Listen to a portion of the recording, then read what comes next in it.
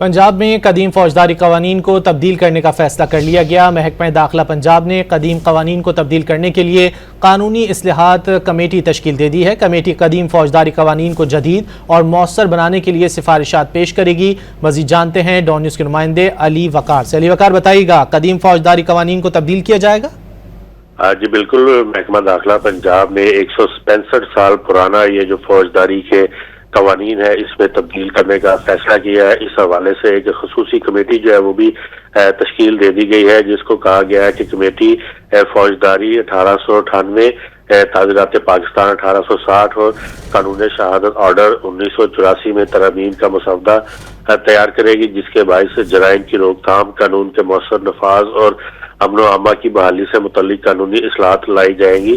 پنجاب میں خصوصاً خواتین اور بچوں کے تحفظ کے حوالے سے قوانین میں ترامیم تجویز کی جائیں گی۔ اس کے حوالے سے دیگر جو امور ہیں جس میں سائبر کرائم ہے، مختلف قسم کے جرائم ہے، سائبر سیکیورٹی ہے اور بہت سارے ایسے قوانین جو فوجداری کی حدود میں آتے ہیں، ان کو ترامیم کے حوالے سے بہتر کیا جائے گا تاکہ صوبے میں جو مختلف امور ہیں وہ بہتر طریقے سے جلایا جا سکے جرائم کو قابو کرنے کے لیے۔ اس کے علاوہ جدید سائنسی تکنیک، قوانین اور معاشرتی تقاضوں سے ہم آہنگ کرنے کے حوالے سے بھی قانون میں ترامیم کی جائے گی۔ بہت شکریہ علی وقار ان تفصیلات کے لیے۔